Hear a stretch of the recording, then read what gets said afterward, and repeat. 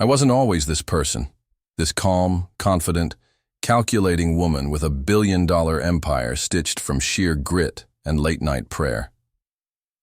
10 years ago, I was just another statistic in a world that barely noticed. One of those faded faces sitting alone at a dimly lit train station with nothing left but shame and stubborn hope. The cold that night pierced through my worn-out coat like needles. I remember pulling it tighter around my ribs, pretending it offered warmth.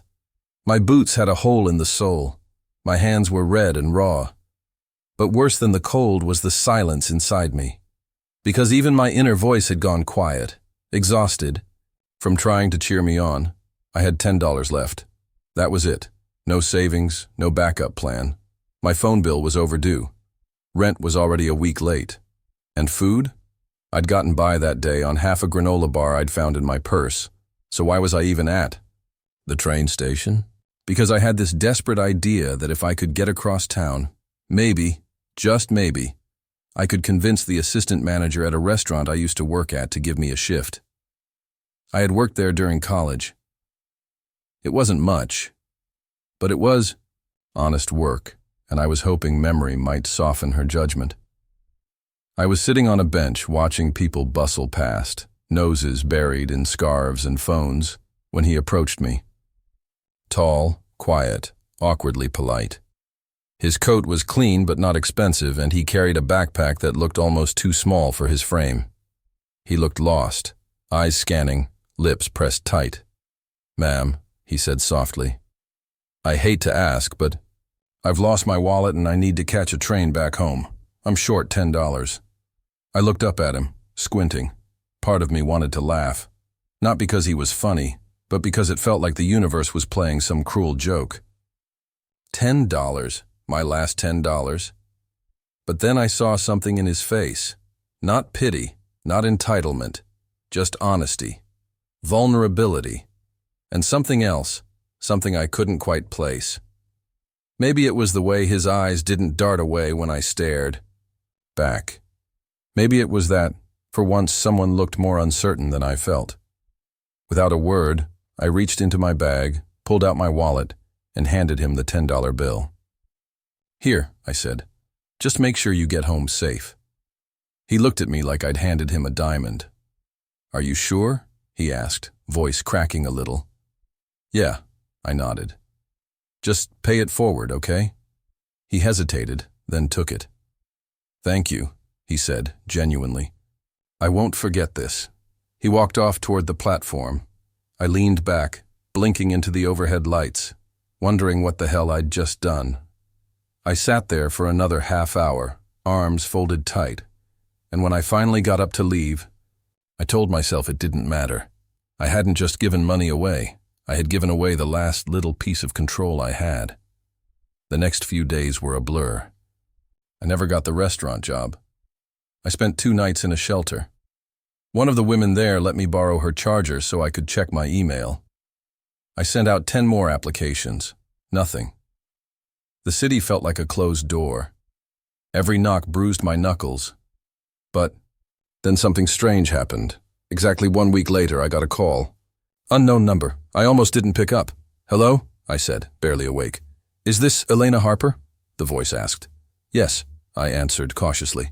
"This is Thomas Blake. We met at the train station last week. You lent me $10. I sat up straight. "Oh, yeah, wow.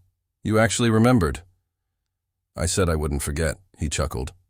"Listen, I know this is going to sound strange, but I run a venture fund.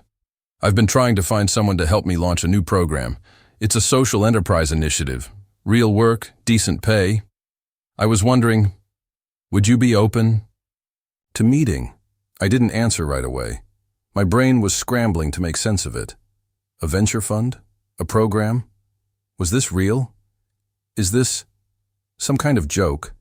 I asked slowly. "No," he said. "I meant it when I said you changed something. I needed that help more than you know. I wasn't testing people, but I noticed who looked through me and who didn't. You didn't. You saw me.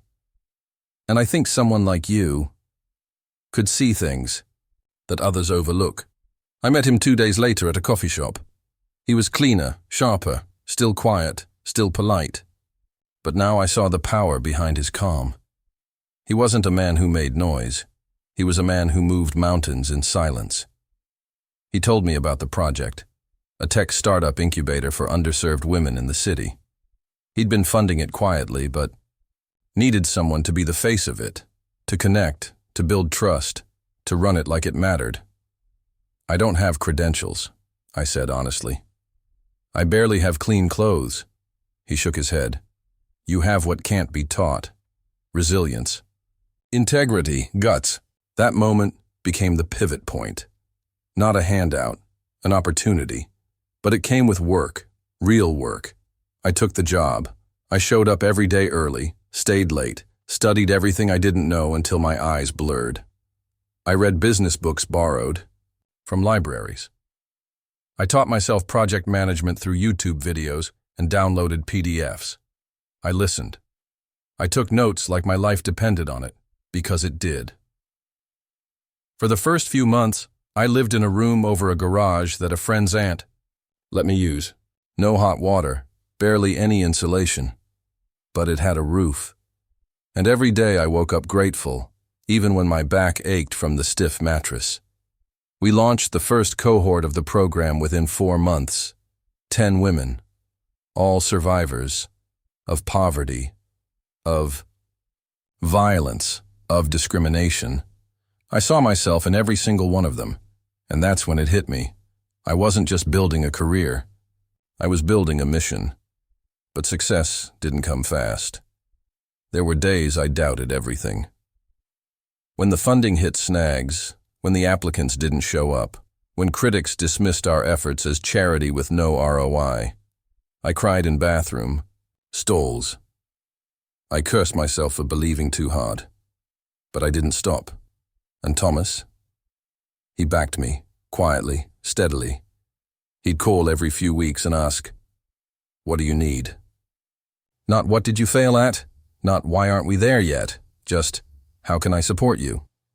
One night, after a particularly rough board meeting where I was grilled for not hitting KPIs, he sent me a message that I still keep on my phone. Empires take time. Diamonds are pressure built. Keep going.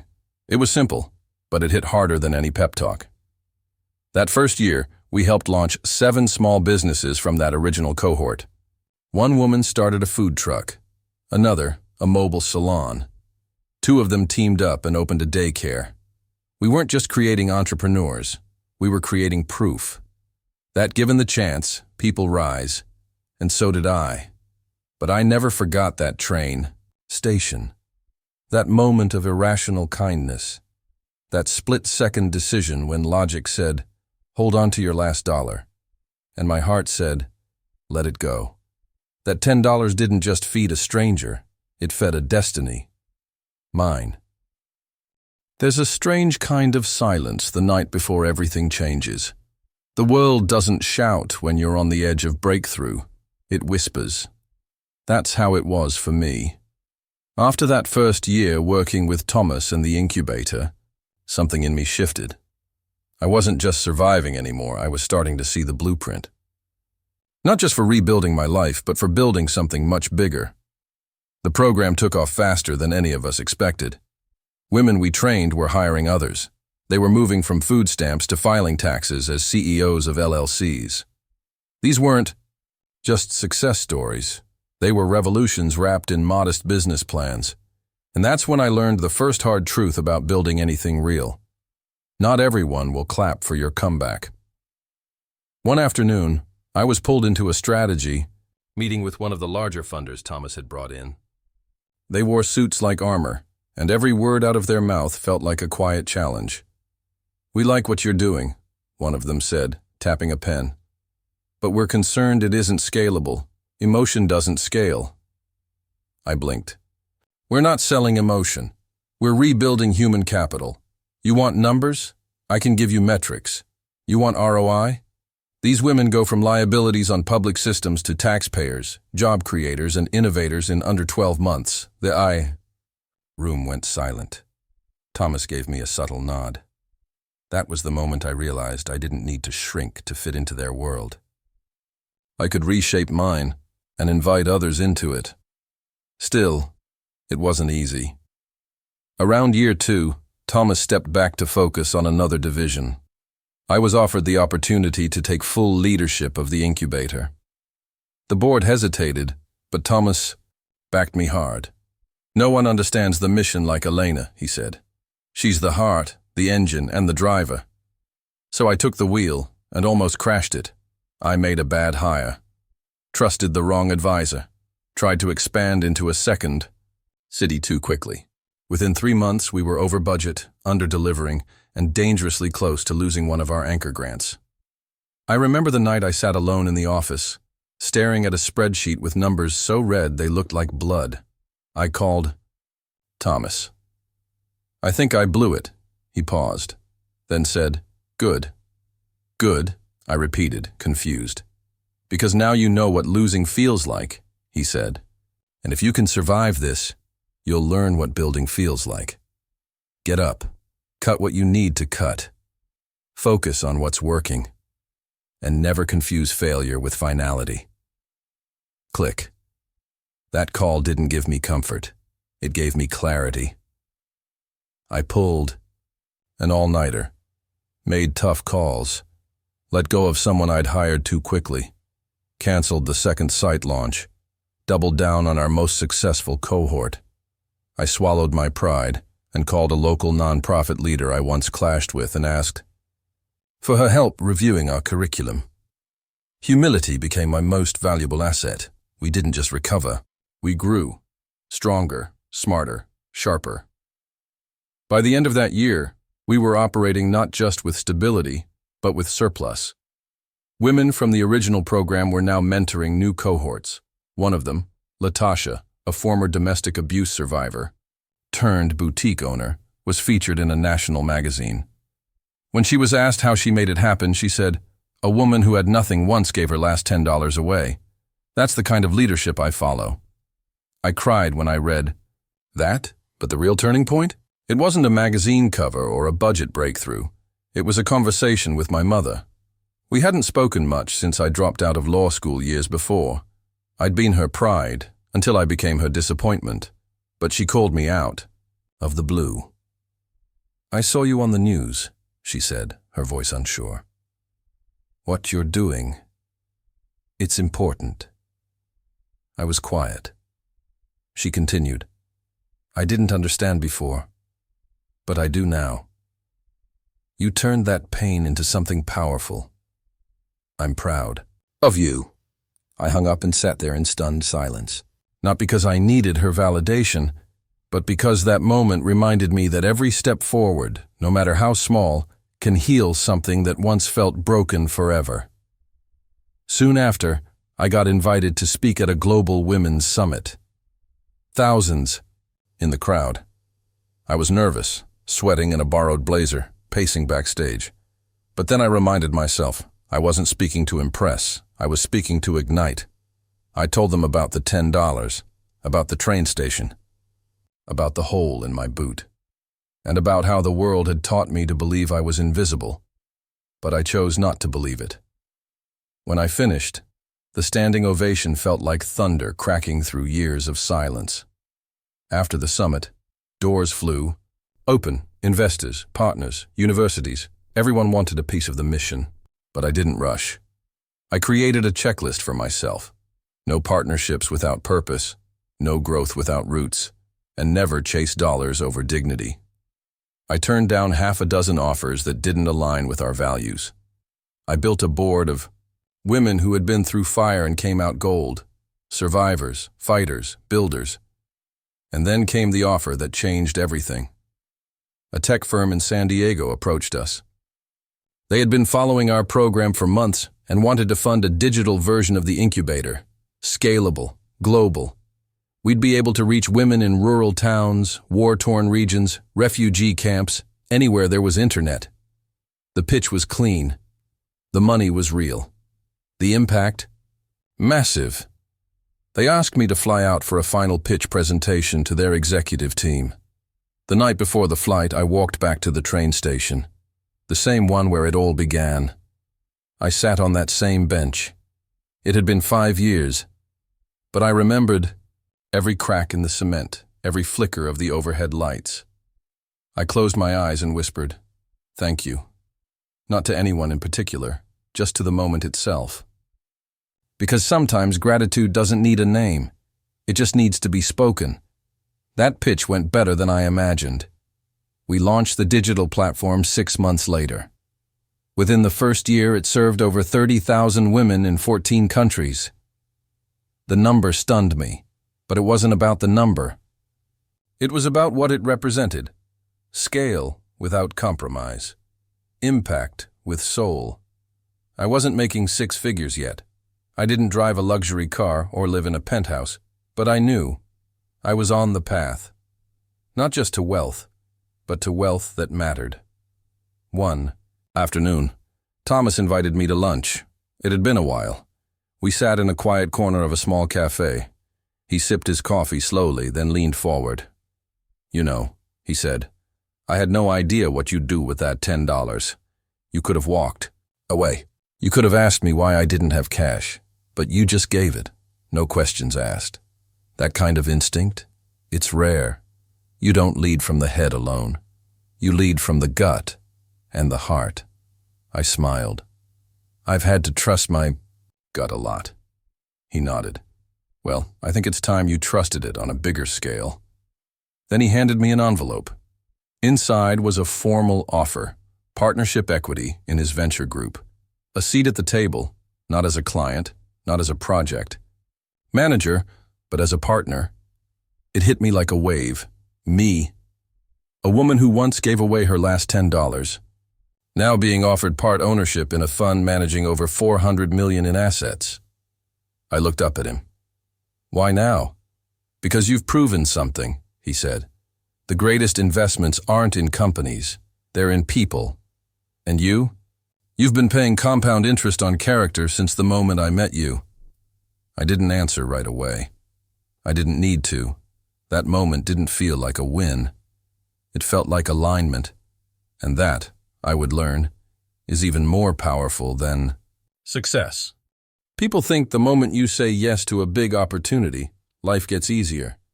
What they don't realize is that's when the real weight starts pressing down. Saying yes to equity, to leadership, to scale. It was like standing in front of a mirror and asking myself, "Are you ready to bet everything on who you've become?" I signed the deal, and overnight, I went from program director of a grassroots incubator to partner at a venture firm with global reach. My name was suddenly on pitch.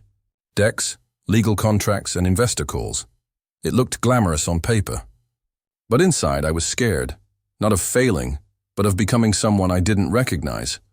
Because success has a way of tempting you to abandon your roots.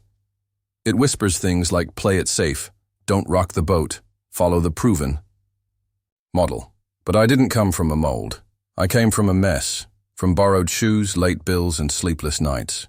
And I wasn't about to forget that. So I set my first rule as a partner. No investments in companies that don't solve real problems. We passed on a dozen polished pitches that had billion-dollar projections and zero human soul. Instead, we backed a refugee-led microbanking app, a clean water tech startup launched by a teen from Nairobi, a prison-to-founder pipeline built by a formerly incarcerated coder. And then one day, I pitched my own idea. It came to me after reading about a single mother in Detroit who had a viable online business but couldn't access capital because of a 610 credit score. She wasn't a risk. She was a product of a broken system. I called Thomas. "We need a financial vehicle that understands reality, not just numbers. A fund that sees people." He paused. "Go on." "I want to build a digital loan platform," I said, "but with a twist. Credit scored by behavior, not just history. Track things like on-time client delivery, customer reviews, mentorship hours, even community feedback. Score the human, not just the math." He was silent for a moment, then said, "That's crazy, and it might just work." We co-founded the company 3 months later, Foundry Finance. I put my entire savings into it, just over $140,000 at the time. Every bonus, every consulting fee, every speaking engagement check.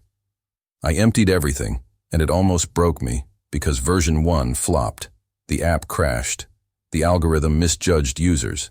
We faced data issues and privacy concerns.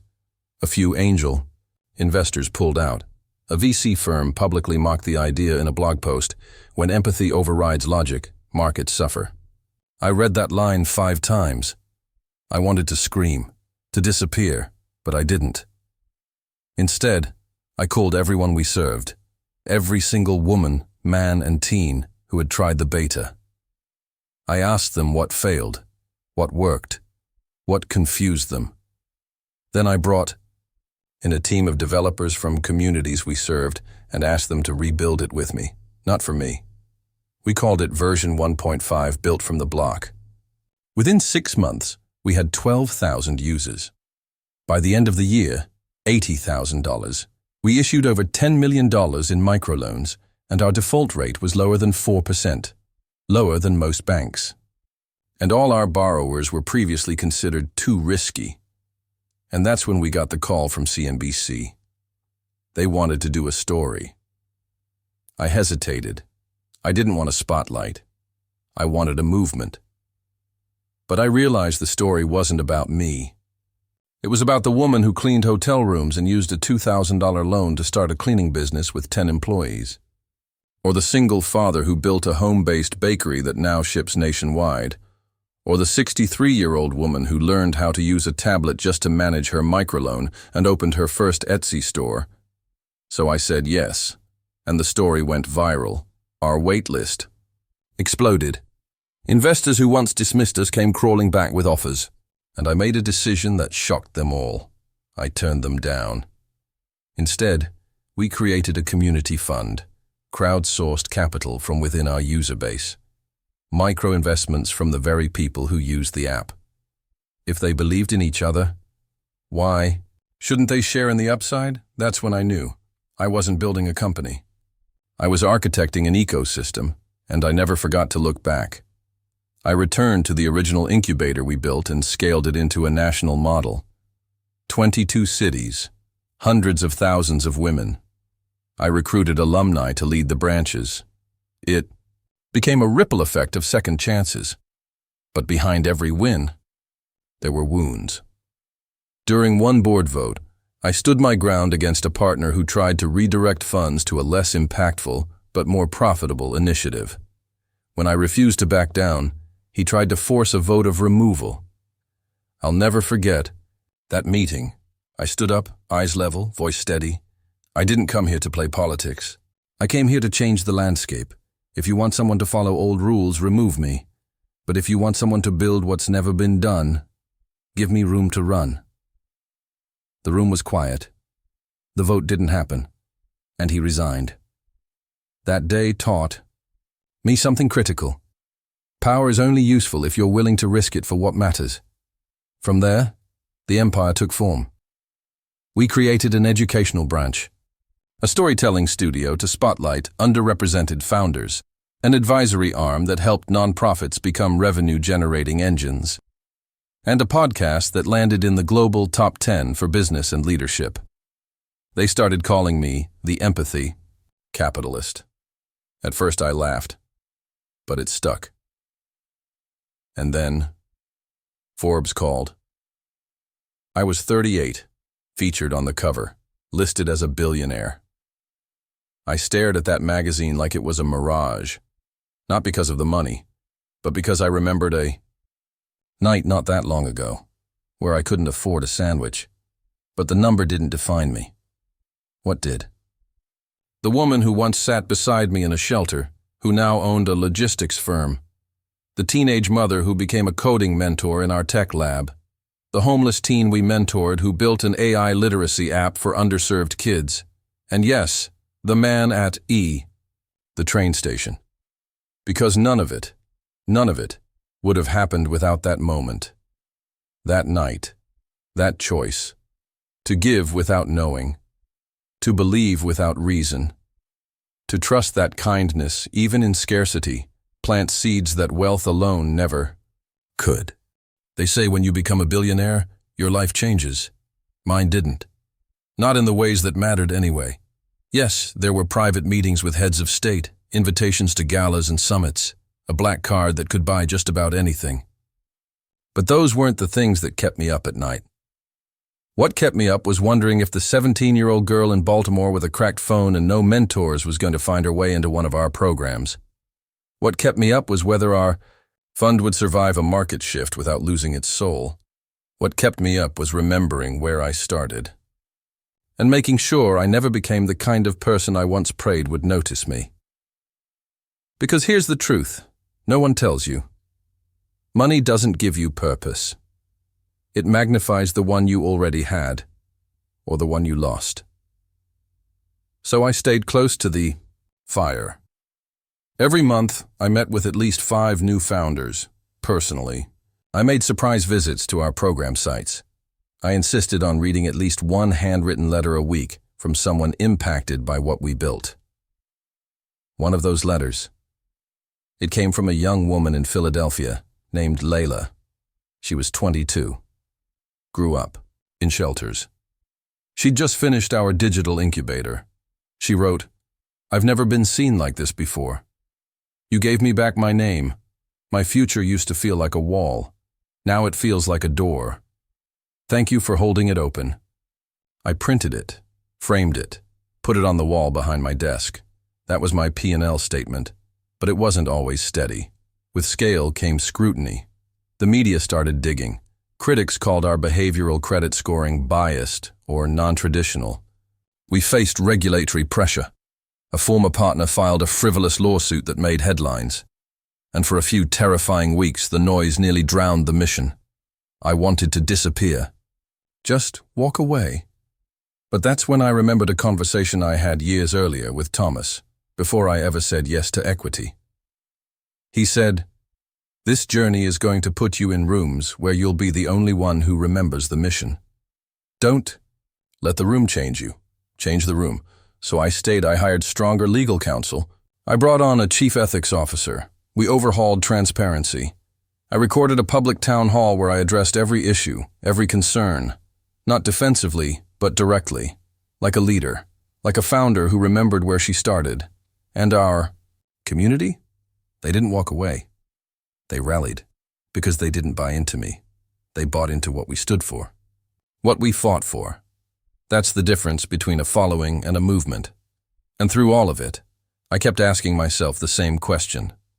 If the money disappeared tomorrow, would I still do this? The answer was always yes, because for me, wealth was never the destination. It was the engine. I started a fund for women over 50 re-entering the workforce, built transitional housing funded entirely by dividends from one of my companies, launched a documentary series where former foster youth told their stories, and then got connected to investors and mentors live on air. None of it was part of a brand strategy. It was personal, because I remember what it felt like to have ambition but no access, ideas but no introductions, potential, but no proof anyone cared. And now, I got to be the proof. You want to know what the billionaire mindset really is? It's not about yachts or IPOs. It's about this, seeing what others miss, believing before there's evidence, leading even when no one claps, and giving, especially when you don't have to. Because when you reach the top of the mountain, your job isn't to plant a flag, it's to build a bridge. People always ask me, what was the moment you knew you'd made it? They expect me to say it was the Forbes cover, or ringing the NASDAQ bell, or my first $1 million check, but it was none of that. It was a night, just a few months ago, when I was walking through a small train station, out in a quiet town on the West Coast. My flight had been rerouted. I had no assistant with me. No press, no fanfare, just me, my backpack, and some thoughts. And I saw her. A young woman sitting on a bench, knees pulled to her chest. She was crying quietly, trying not to be seen. Her suitcase looked battered. She reminded me of, well, me. I walked over, asked if she was okay. She said she'd missed her last connection. No money. Her phone was dead. Her parents had cut her off. She had nowhere to stay. So I sat down next to her. took out my wallet. I handed her $200 in cash. She looked at me with shock. "Why are you helping me?" And I said, "Because once someone helped me, and I never forgot." She took the money, eyes wide, and asked, "Are you famous or something?" I smiled. "No, just someone who remembers what it feels like to be invisible." I never told her my name. I didn't need to. Because that moment, that was the full circle. That was the empire. Not the buildings, not the bank accounts. The ripple, the legacy, the quiet kindness that turned into $1 billion fire. And it all started with $10.